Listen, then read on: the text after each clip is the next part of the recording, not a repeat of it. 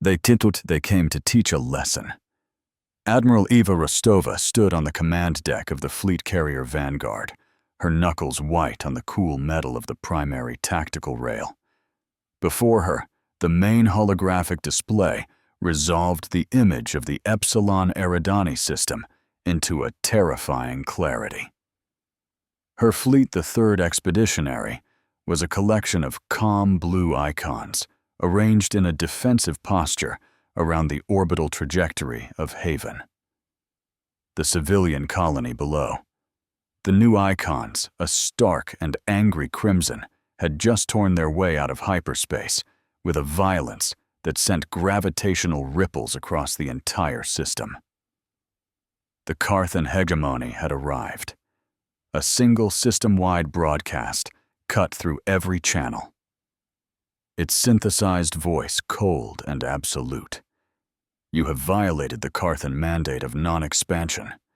Your colony at Epsilon Eridani Prime designated Haven is forfeit. Your fleet will power down all weapon and propulsion systems and accept a compliance collar.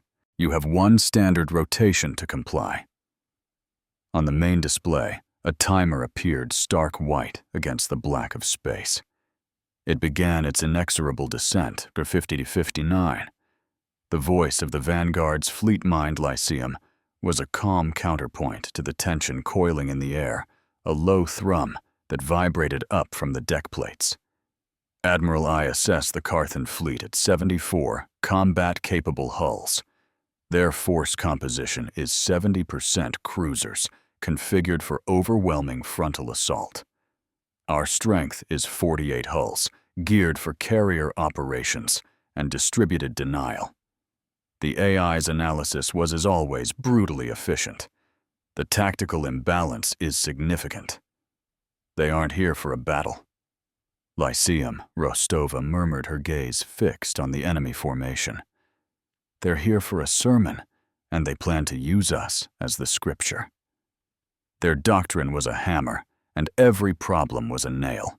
Rostova's tactical officer, Commander Jin, moved to her side, his own face a mask of controlled fury. Admiral, they've established a full interdiction field. Nothing gets in or out. They're broadcasting their ultimatum on all civilian channels as well. They want the colonists to watch us break. The sheer arrogance of it was breathtaking, a public spectacle of submission. Let them. Rostova said, her voice betraying none of the cold dread gripping her. Record everything. Every threat, every ship movement, every fluctuation in their power signatures. She turned to her operations officer, Lieutenant Valerius. Val, what's the status of the relief convoy from Proxima Valerius, a man whose calm demeanor was a legendary anchor in any crisis, tapped at his console. The faint scent of ozone from the overworked processors hung in the air. The starlit path and her escorts were 3 hours out when the Carthons arrived, Admiral. They're holding station just beyond the interdiction field. They're carrying critical medical isotopes for Haven's primary hospital. Rostova's jaw tightened. A civilian convoy. A medical shipment. It was the perfect leverage for an enemy who dealt exclusively in ultimatums. The silence was the real weapon. Below on Haven, a young teacher named Alara hushed her classroom of 7-year-olds. The emergency broadcast had ended, but the fear it left behind was a physical presence. The children's eyes were wide fixed on the sky, where new malevolent stars now burned. Are the star people angry with us? A small girl named Nia asked, her voice trembling. Alara knelt, taking the child's hands in her own. No, sweetie. The people in the sky are just having a very loud argument. Our friends, the ones from the big ships with the blue lights, are making sure the argument stays up there. She forced a smile, hoping it looked more convincing than it felt. The fate of these children of 2 million souls now rested on that argument in the void. Back on the Vanguard, Lyceum's synthesized voice cut through the low murmur of the bridge crew.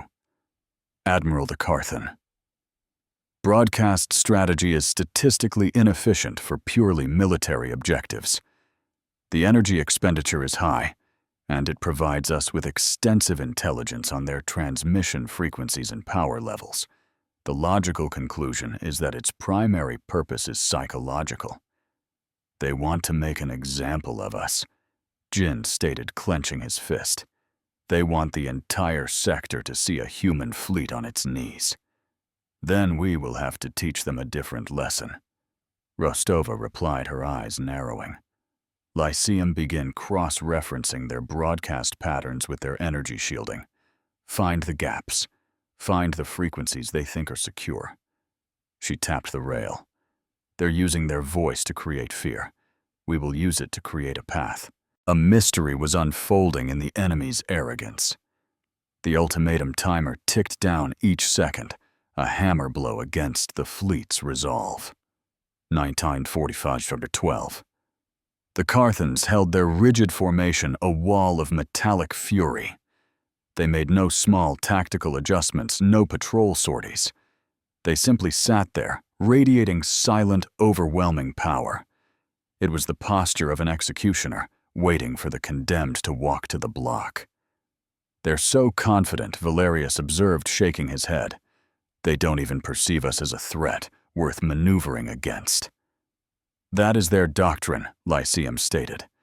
Analysis of 87 prior Carthan engagements shows this exact pattern. An ultimatum is issued, followed by static tactical pressure. 96% of their targets capitulate. And the other 4%? Rostova asked quietly. Our object lessons, Admiral. No survivors, military or civilian.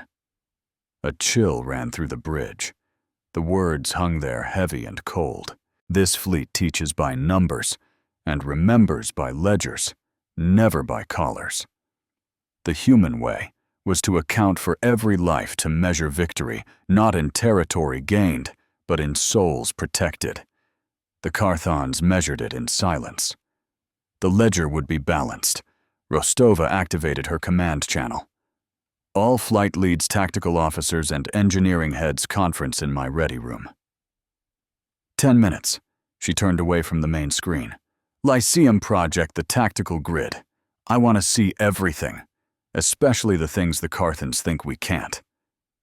The first test came 8 hours into the standoff. A priority request came from the governor of Haven. A power conduit at the primary atmospheric processor had failed. Without a replacement part from the orbiting industrial fabrication station, a cascade failure would begin in less than 10 hours, sickening the air for a third of the colony. The station was on the far side of the Carthan blockade. It's a trap, Jin said immediately in the tense quiet of the ready room. They'll let our ship get halfway there and then blow it out of the sky. Another public execution. The need is real, Commander Valerius countered his display, showing the projected atmospheric degradation. We can't let them die suffocating. Rostova looked at the tactical map, her mind racing. The conflict was clear, her moral imperative to protect the colonists versus the cold calculus of the Carthan doctrine. We won't send a warship, she decided. We will send exactly what is required, a civilian engineering shuttle, and we will make it invisible. Lyceum's icon glowed on the central table. Admiral, a standard stealth profile will be insufficient. The Carthan interdiction field actively scans for mass and energy signatures, not just emissions. We won't use stealth. Rostova said, a plan beginning to form. We will use a mirror. They would reflect the enemy's gaze. She pointed to a cluster of small icons on the fleet roster. The Series 9 drone swarm. They're designed for lattice relay communications. Each drone can project a small high-density energy field. Link them together. And what do we have? A configurable energy lens. Valerius answered, his eyes widening with understanding. We could warp the sensor waves around the shuttle. Precisely. A bubble of nothing. The shuttle flies inside, and the Carthan sensors see only the empty space they expect to see. It was a delicate, untested maneuver requiring perfect synchronization. A single drone failure would expose the entire operation. The shuttle will need a pilot, Jin noted. An automated system can't react to unexpected sensor fluctuations. Rostova nodded. Find me a volunteer. The volunteer was a woman named Anya Sharma, a former hotshot courier pilot now serving in the Fleet Reserve. Her vignette appeared on Rostova's private screen, a woman with a calm smile and eyes that had seen the hard vacuum between a dozen stars. Her only request was that if she didn't make it, someone would tell her brother on Proxima that she'd finally paid him back for a childhood prank.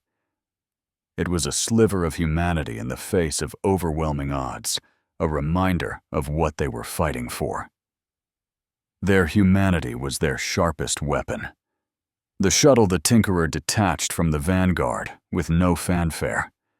As it cleared the fleet's magnetic shields, a swarm of 50 drones, like a cloud of silver gnats, enveloped it. On the tactical display, the shuttle's icon vanished, replaced by a barely perceptible shimmer that Lyceum labeled Controlled Spatial Distortion. The Tinkerer began its slow, nerve-wracking journey across the void. The countdown timer on the main screen seemed to mock them. Chapter 12:55. Every head on the Vanguard bridge was turned to the display, watching the empty spot crawl toward the orbital station. The bridge was so quiet you could hear the soft hiss of the life support vents. Carthan Cruiser Iron Will is changing sensor modes. Lyceum announced its voice level. It is now performing a deep spectrum scan of that vector. A bead of sweat trickled down Jin's temple. They've seen something. Steady Rostova commanded, her voice a low anchor. Hold the lattice. Do not react. On the screen, a cone of angry red light representing the Carthan scan washed over the area where the Tinkerer was. For 3 agonizing seconds, it lingered. Rostova held her breath. The console glare reflected in her eyes, turning them into chips of cold fire. The red cone moved on, sweeping past, finding nothing. A collective, silent sigh of relief rippled through the bridge. The void held its breath. The Tinkerer reached the fabrication station, retrieved the part, and began its return journey. The first half of the mission was a success, but the Carthons were not fools. Their doctrine was brutal, but it wasn't stupid. Admiral Lyceum reported, I am detecting a significant energy spike from the Carthon flagship, the unassailable truth. It is consistent with the charging of a compliance weapon. Jin swore under his breath. It's a wide-spectrum particle lance, non-lethal at this range, but it will fry every system on that shuttle and disable the drone swarm. They're not aiming. They're just going to sterilize that entire corridor of space. They didn't know the shuttle was there, but they were taking no chances. It was the epitome of their philosophy: crush any possibility of defiance before it can even form. They're making another statement, Rostova said, her voice dangerously soft. The cost of even thinking about defiance is immolation. The heat from the command rail seemed to seep into her hands. We can't pull her back in time, Valerius said, his face pale. The lattice will collapse under that kind of energy saturation. Rostova's eyes were locked on the tactical display. The conflict triangle was laid bare before her. Her moral line demanded she protect her pilot. The Carthan doctrine demanded she sacrifice her as a lesson. And Lyceum, the voice of pure calculus, was about to present the third option. Admiral, the AI began the probability of saving the pilot, and the mission is 3%. However, if we were to intentionally collapse the lattice at a specific vector point, we could create a focused energy reflection. The lance's energy would be redirected where Jin asked. At the Carthan Cruiser, Iron Will. The reflection would become a sword. The bridge fell silent again, the weight of the decision pressing down on Rostova. Firing the first shot even in this way would change everything. It would escalate the confrontation from a standoff to a hot war. It would cross a line she had spent her entire career avoiding. They are firing on a civilian vessel. Jin argued, his voice tight. A response is justified. We don't know that they know it's there. Valerius countered. We're assuming. Firing back makes us the aggressors in their record. Rostova ignored them both. Lyceum. Calculate the exact energy yield if we redirect their beam. Will it be lethal to the cruiser Negative Admiral? At this range, the reflected energy would be diffuse. It would overload their forward shields and cause significant but non-critical system damage. It would be a statement, not an execution. A statement. A lesson. Using their own weapon, their own doctrine against them. It was a perfect, terrible symmetry. Rostova thought of Anya Sharma in her tiny cockpit, a single life, caught in the jaws of two empires. She thought of the children on Haven watching the sky. Her decision came swift and final. Valerius opened a fleet-wide channel, broadcast on the same secure frequency the Carthans are using for their internal command chatter. Lyceum. You have the coordinates. She turned to Jin. Commander, give pilot Sharma the order. On my mark, she disengages the lattice from the designated drone cluster. Tell her to brace for impact. This was the moment the mirror turned. On the screen, the unassailable truth fired. A silent, blindingly white lance of energy erupted from its bow, crossing the void in an instant. It was an overwhelming display of power designed to cow and terrify. Mark Rostova said. In the heart of that energy corridor, a single point of the invisible drone lattice reconfigured itself. The other 49 drones shunted all their power to it, creating a microscopic, impossibly dense energy mirror for a nanosecond. The particle lance struck it and reflected. The beam, a weapon of absolute compliance, bent at an impossible angle. It slammed directly into the forward shields of the Carthan cruiser Iron Will. The cruiser's shields flared a brilliant incandescent blue, then shattered into a shower of Cherenkov radiation. The ship shuddered visibly, its lights flickering along its spine, before half of them went dark. Simultaneously, Valerius's broadcast went out a single clear message, piggybacking on the Carthan's own network, spoken in their own language. This is Admiral Eva Rostova of the Terran Expeditionary Fleet. Your unprovoked attack on an empty corridor of space has been noted. We have returned your property. We suggest you monitor your aim more carefully. The ledger is now open. A shot had been fired without a single weapon being charged. The bridge of the Vanguard was still. The crew stared at the screen, at the wounded Carthan cruiser, at the intact invisible bubble, carrying the Tinkerer safely away from the blast zone. They had not only saved their pilot, they had publicly slapped the face of the hegemony using its own hand. The cost was minimal.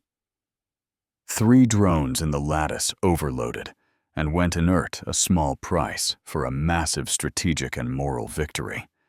The faint tang of victory, sharp and clean as ozone, filled the recycled air. The Carthan fleet, for the first time since its arrival, reacted. Several cruisers broke formation, moving toward their damaged compatriot. Their rigid, arrogant posture was broken. They were confused. Admiral Lyceum said, its tone unchanged, but carrying a new weight. I am detecting a pattern I did not anticipate. The Carthan Fleet's Central Command is issuing contradictory orders on their internal network. Some are calling for an immediate retaliatory strike. Others are demanding to know how their beam was redirected. They are broadcasting their confusion. They have a doctrine for aggression, Lyceum Rostova said, allowing a grim smile to touch her lips for the first time. They have a doctrine for submission. but they have no doctrine for mockery. The mystery of their rigidity was beginning to reveal its payoff if they were brittle. They knew how to punch, but they had no idea how to react when someone slipped the punch and sent them stumbling. A new countdown had begun. The ultimatum timer continued its descent. 9:21:03, but it no longer seemed as menacing. It was the clock of a dying paradigm. Rostova knew this was only the beginning.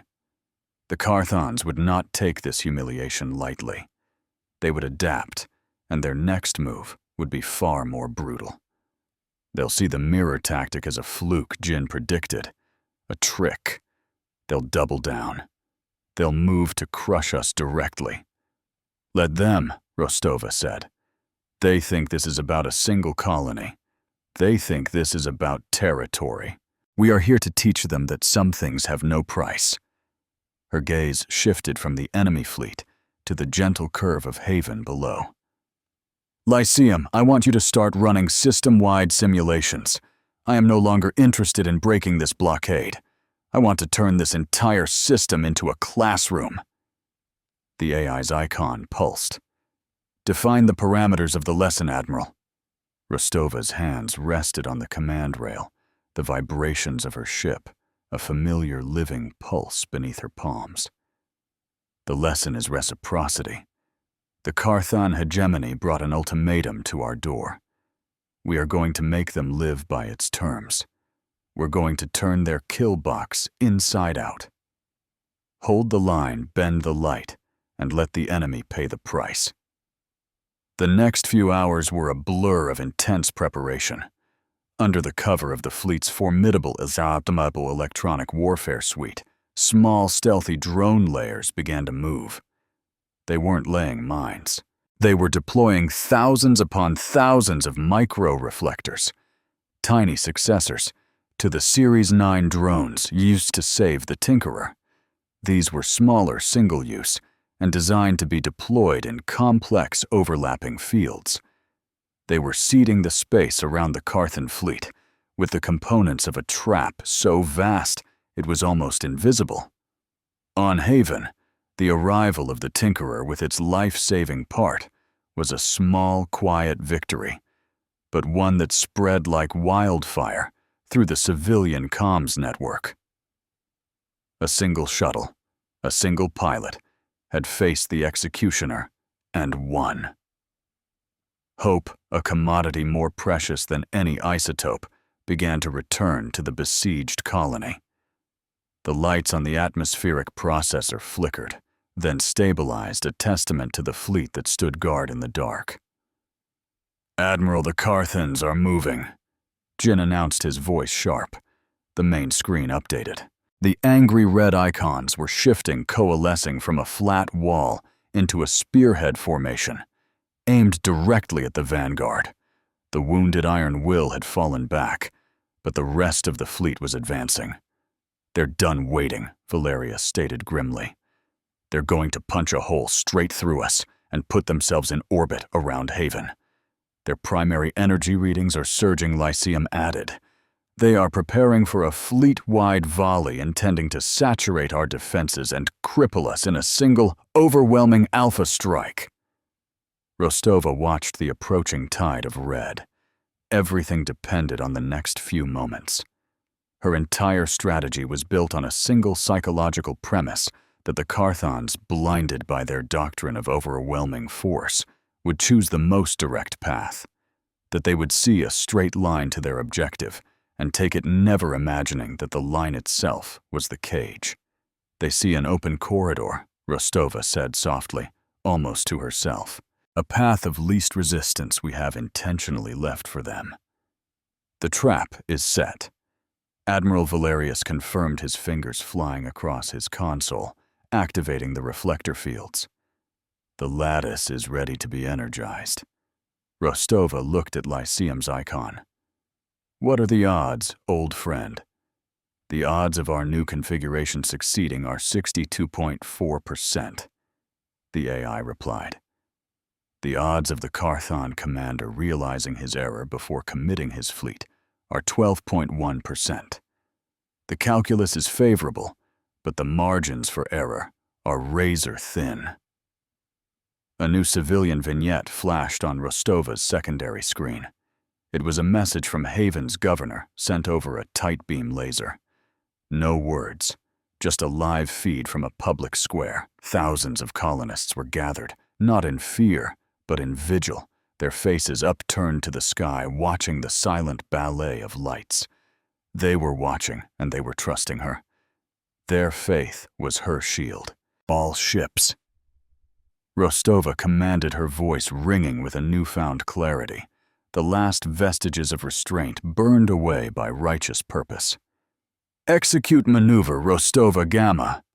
On my mark, we show them what happens when you write a check you can't cash. She took a deep breath, the recycled air tasting of imminent conflict. The glare from the tactical display cast long shadows across the bridge. The human fleet began to move, but it did not charge, nor did it brace for impact. It split apart, the ships moving sideways away from the path of the Carthan spearhead. It looked for all the world like a retreat, like a line breaking in panic.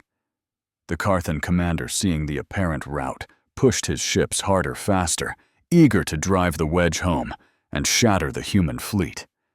They poured into the channel that Rostova had so generously opened for them. They're taking the bait. Jin breathed a predatory grin on his face. They're all in. The leading Carthan cruisers crossed an invisible line in space. Lyceum Rostova said, her voice like ice. Light the candle. Energizing the lattice, the AI confirmed. And across 10,000 kilometers of empty space, the trap was sprung. The pre-positioned micro-reflectors flared into life, not as a single shield, but as a cascading series of impossibly angled mirrors. The open corridor the Carthons were surging through suddenly became a hall of mirrors. The gauntlet was forged. The Carthon fleet, committed and moving at full burn, fired its devastating opening salvo. Lances of white-hot energy and swarms of plasma torpedoes screamed through the void, aimed at the fleeing human ships. But they never reached their targets. Instead, the moment they entered the lattice, they were caught. A particle beam aimed at the Vanguard was redirected 90 degrees, slamming into the cruiser beside it. A volley of torpedoes, meant for a human frigate, was bent back, carving a path of destruction through the Carthan rear guard. Their own attack, their overwhelming alpha strike, was turned inward, transforming their proud spearhead formation into a self-consuming vortex of friendly fire.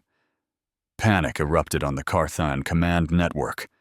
Shouts, accusations, and cries of confusion replaced their once arrogant pronouncements.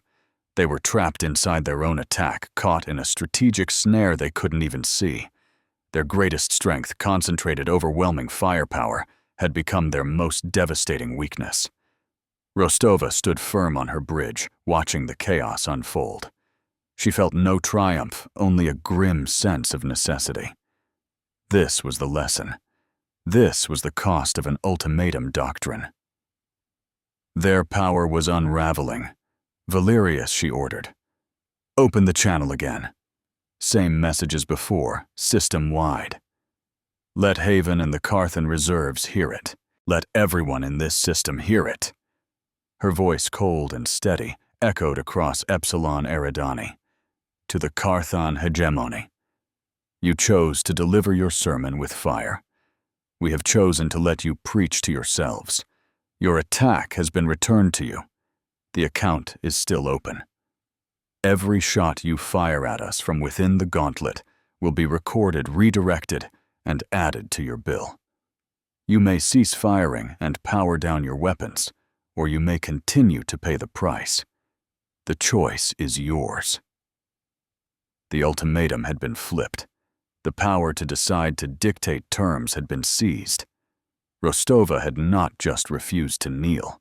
She had forced the executioner to place his own head on the block.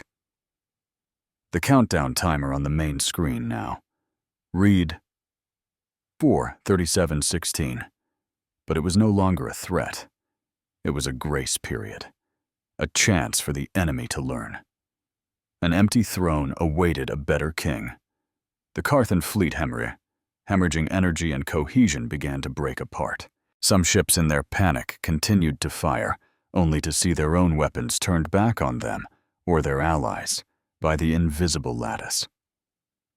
Others began to power down their lights, dimming in the void like dying embers. The spearhead was broken. The sermon was silenced, and the lesson had been delivered. Rostova watched the tally on her screen. Carthan shields failing, hulls breached, power grids collapsing, all from their own fire. Her fleet hadn't launched a single missile. The cost to her own forces was a handful of burned-out reflector drones and a significant expenditure of energy to power the lattice. A small price for rewriting the rules of war. She keyed her internal comms. Lyceum begin Phase 2. I want a rescue operation prepped. Scan for life pods. Ready the medical teams. There was a pause, the AI processing the order. Admiral, a rescue operation is not tactically advantageous. It exposes us to risk if they are feigning surrender. They have families, Lyceum. They have crews who are just following orders. We are not them. Rostova's voice was firm, leaving no room for debate. We do not leave people to die in the dark. That is the final entry in today's lesson. Their mercy was the final weapon. The bridge of the Vanguard was quiet. The only sounds the calm hum of the ship and the soft clicks of consoles as her crew prepared for the next most difficult phase of the engagement. Not to destroy an enemy, but to save them from themselves. The countdown clock ticked on, now a measure of human mercy, each second, a chance for the enemy to choose life over doctrine. The real battle, the one for the soul of the Carthan hegemony, had just begun. The frantic overlapping shouts on the Carthan command frequency painted a vivid picture of doctrinal collapse.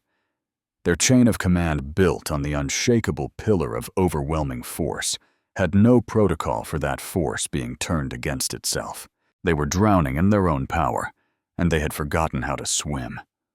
Rostova's fleet held its position, a silent ring of observers, their weapons cold, their rescue bays illuminated and ready.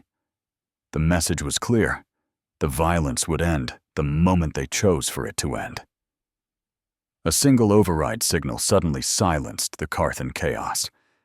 It was replaced by a voice colder and harder than the one that had issued the original ultimatum. It emanated from the Carthan flagship, the colossal dreadnought, unassailable truth, which had remained aloof from the initial charge. It was the voice of the fleet's grand arbiter, and it dripped with a fury that had been tempered into a weapon of pure hate. You believe this trickery is victory, humans. You have taught us nothing. You have only sealed your own fate, and the fate of the vermin on the world below.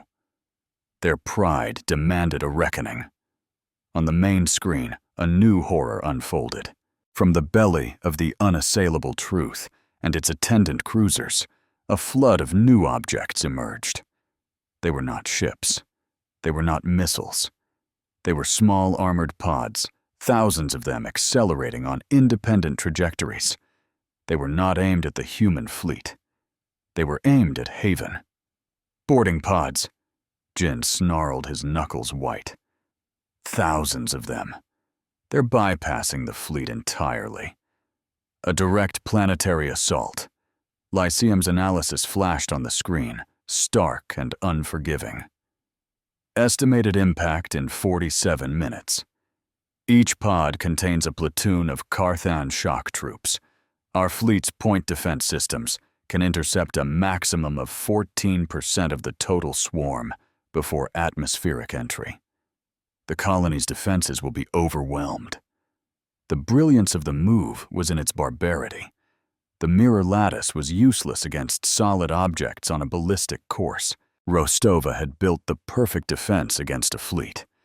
But the Carthans had simply changed the nature of the war. They had shifted the attack from the Guardians to the flock. The conflict triangle snapped back into focus. Rostova's duty to Haven Lyceum's calculation of inevitable failure, and the Carthon's doctrine of victory at any cost. Their cruelty was their last resort. "We can't reposition the fleet in time," Valerius said, his voice strained. "We'd have to abandon the lattice, and the rest of their fleet would be on us in seconds. We're caught between a hammer and an anvil." Rostova's mind raced, sifting through a dozen failed scenarios. There was no military solution, not a direct one. She felt the cold hand of despair brush against her, the chilling thought that she had outsmarted her enemy, only to be outmaneuvered by their sheer ruthlessness. The bridge was thick with the scent of rising anxiety, a metallic tang in the air. Then she looked past the swarm of red icons to the edge of the system, where the blue icon of the relief convoy starlit path still waited patiently. A mystery seeded hours ago, now ready to be revealed. Lyceum Rostova set a new dangerous edge to her voice. "Tell the captain of the starlit path to begin her run. On my signal, she is to broadcast her secondary manifest in the clear on all channels." Jin looked at her confused. "Admiral." "Her secondary manifest." "She's carrying medical supplies. That's what the Carthons believe." Rostova replied, her eyes fixed on the convoy. "Her true cargo is something else entirely. It's time we showed them what a real delivery looks like." They had mistaken a key for a simple package. On Haven, the teacher Ilara was trying to lead her students in a calming song when the new alerts blared. The sky, once a canvas of distant, silent conflict, was now filling with what looked like a meteor shower. But these were not rocks. They were falling with a terrifying, deliberate slowness. An adult on the street outside the school began to scream. Naya, the little girl from before, tugged on Ilara's sleeve. "Are our friends coming down to visit now?" she asked, her voice filled with an innocent hope that was more painful than any siren. Ilara could only hug her own heart, a cold stone in her chest. Commander Jin Rostova ordered her focus absolute. "Reconfigure the lattice. I want a narrow-focused corridor aimed directly at the unassailable truth. Valerius, prepare to divert all non-essential power from the rest of the fleet to the Vanguard's main batteries." Admiral Lyceum interjected its calm voice, a stark contrast to the escalating tension. "Firing on the Carthon flagship will result in a 98% probability of a total unrestrained retaliation. It would be a strategically indefensible action." "We're not firing, Lyceum," Rostova said. "We are making an opening."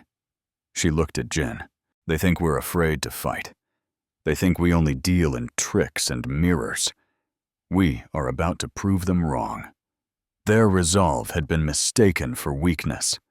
The starlit path and her 2 frigate escorts burst into the system at maximum burn, accelerating directly towards Haven. As they crossed the interdiction boundary, a message blared across every channel, overriding the Carthon propaganda. It was the calm, professional voice of the convoy's captain. "This is Captain Eva Rostova of the Terran Relief Convoy Starlit Path. My secondary manifest consists of 120 Mark IV Tangle Field emitters. Any attempt to interfere with my delivery of this non-lethal planetary defense system to the colony of Haven will be met with decisive force by the 3rd Expeditionary Fleet." "Clear a path." A ripple of confusion went through the Carthon fleet. A non-lethal weapon. It was a concept so alien to their doctrine that it took them precious seconds to process. But the Grand Arbiter was not confused. He saw the convoy as a direct challenge to his authority, an intolerable act of defiance. "Destroy that convoy!" he roared over his network. The portion of his fleet that was not trapped in the lattice began to maneuver, bringing their weapons to bear on the tiny speeding ships. Now, Rostova commanded. The mirror lattice, which had been a passive defensive web, reconfigured.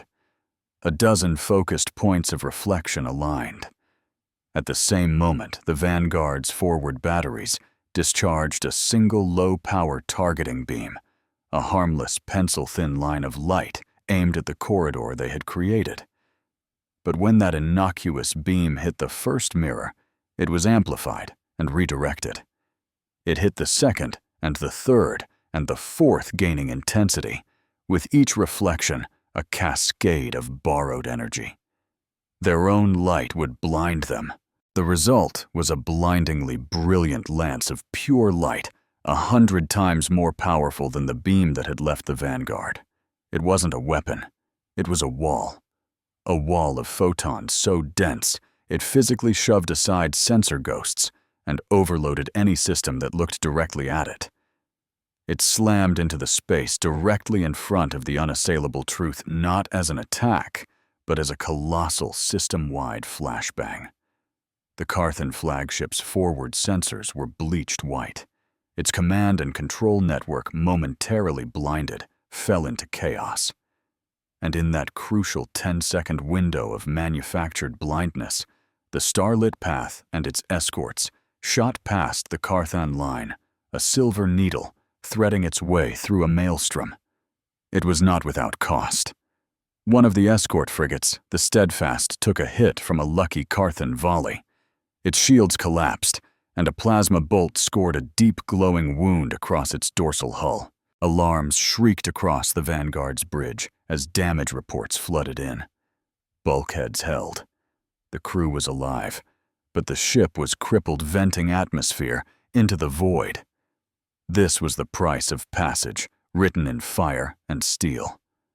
A debt was paid in every battle. The starlit path didn't slow. It raced toward Haven, positioning itself between the colony and the descending swarm of boarding pods. With less than 15 minutes to spare, it began to deploy its cargo. The Tanglefield emitters, small canisters that looked like buoys, spread out in a wide, graceful arc in high orbit. Then they activated. From each emitter, a silvery, almost invisible filament unspooled, branching into 1,000,000 finer threads. The threads from one emitter networked with the threads from the next, weaving a vast, intricate web of monomolecular wire and energy fields across the sky. It was a net thousands of kilometers wide, deployed between the heavens and the earth. The first of the Carthan boarding pods hit the field. They were moving too fast to stop, but the Tanglefield was not designed to stop them. It was designed to catch them. The pod's armor snagged on the filaments. Its momentum carried it forward, but the threads held stretching like cosmic spider silk. More pods plunged into the web, and more, until the entire sky above Haven was filled with the sight of the captured invasion force, held fast and helpless, their engines firing uselessly against the unbreakable net. They hung there like malevolent fruit on a silver tree. The invasion became a museum piece.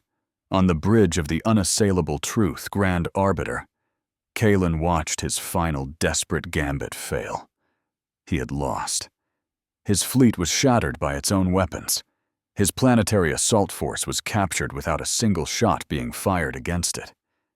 He had been defeated by tricks of light, by non-lethal webs, and by a doctrine of mercy he could not comprehend.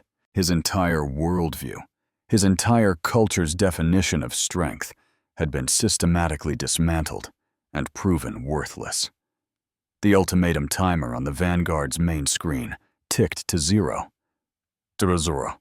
It pulsed once, then vanished. The silence that followed was heavier than any explosion. A formal text-only communication appeared from the unassailable truth. It was a single word in the human tongue. "We surrender!" Rostova let out a breath she hadn't realized she was holding. The tension on the bridge broke, replaced by a wave of quiet, profound relief. The low hum of the life support system seemed to welcome them back from the brink. Lyceum Rostova said, her voice steady, but filled with a deep, bone-weary exhaustion. Acknowledge their surrender. Inform them that our medical teams are en route. Transmit the terms. The terms Admiral Valerius asked. No callers. Rostova stated, her eyes on the image of Haven safe and untouched below. No prisoners, only patients. Their ships will be disarmed and escorted to the system's edge. Their crews will be treated for their injuries and returned. But first, the Grand Arbiter will issue a formal public apology to the citizens of Haven for his act of terror. This was not conquest, it was correction. In the days that followed, the Epsilon Eridani system became a hub of quiet, efficient activity. Human rescue vessels moved among the crippled Carthan ships, sharing medical supplies and engineering expertise. The boarding pods were carefully lowered from the Tangle field, their occupants disarmed and given food and water. The Carthan soldiers, bred for brutal conquest, stared in dumbfounded silence at the humans who treated their wounds and spoke to them not as enemies, but as fellow spacers. The Grand Arbiter, his face a mask of stone, delivered his apology.